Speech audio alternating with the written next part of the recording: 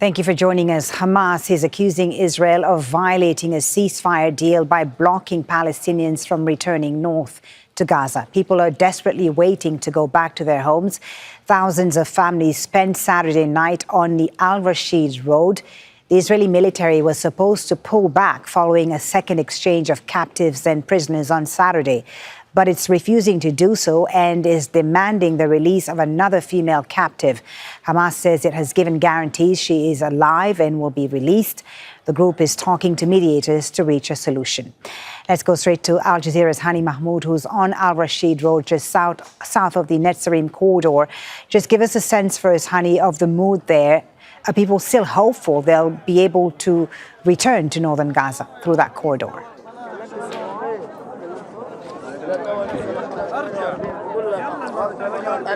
Well, as of this moment, what we're seeing and we're hearing it from people as we walk into the live position, we couldn't help but hear people talk about the sense of despair that they're having right now. It's unfortunately by the time all the excitement and all the happiness and all the sense of hope, that they had started to fade away as the news about their return to the northern part of Gaza is becoming very difficult by the hour. And it happened to coincide with the Trump statements that it was made last night, something that has started to feed into permanent displacement for Palestinians who have endured for the past 15 months, not only the enforced displacement and the ongoing intense bombing campaign, but all the byproducts of the genocidal acts on the ground, the losing loved ones and relatives, as well as the destruction and the famine, the enforced dehydration and starvation. And as of this moment, people have started to walk away from the area because this is the second day they have been waiting. They started to wait here since yesterday, right after the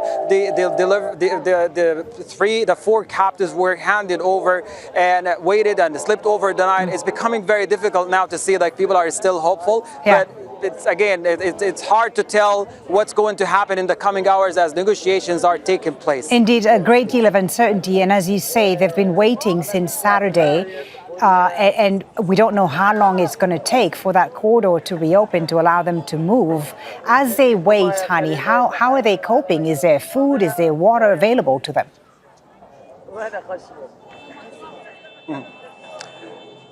People arrive to this area, whether here or Salahuddin Road, very, very close to Netzarim Juncture. What we're talking about here is about half mile away from the point where if they are allowed to cross today, it's only half mile away from the main point to start walking on Netzarim Juncture. But it has been 15-minute drive been made to more of a 15 months of waiting and waiting with anguish and agony in terms of basic supplies and necessities here. We're seeing ambulance vehicles here. We've seen some people who are providing some basic necessities here, including water and some food. But the large crowd, it's just large demands, resources are limited, and we're repeating the same exact scenes that we've seen in the past 15 months. The demands are greater than what's available right now for people. On Salahuddin Road, we've pretty much seen the same exact scene here, but except it's all vehicles full with people and family members,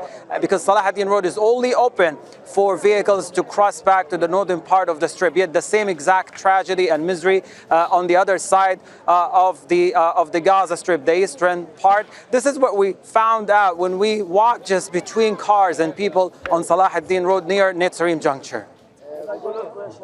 What you're seeing here is more of a trails of vehicles that has been waiting for the past 24 hours. Today marks the first week of the ceasefire since it took effect last Sunday. And for the displaced Palestinians, it has started to feel more like it's time to go back to their homes in the northern part of the strip. But so far, the Israeli military is making it very difficult. We are literally in a point that is only half a mile away from Netzarim Juncture, an area that has been more of a death trap for the past 15 months and deliberately preventing people who were desperate and going back to their homes. Many of the people were killed right in the area where we are filming right now.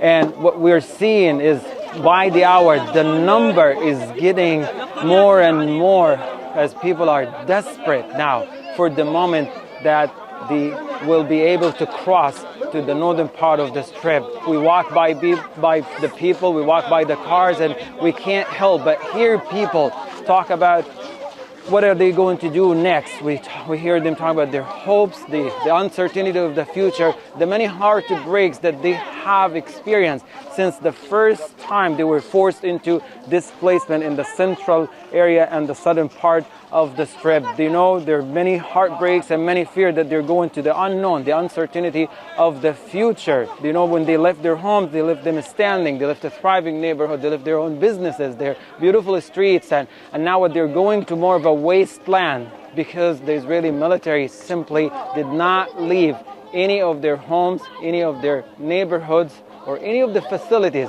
that they left standing on the time that they left Gaza and the northern part of the Strip. Hani, Mahmoud, Al Jazeera, Palestine. Make sure to subscribe to our channel to get the latest news from Al Jazeera.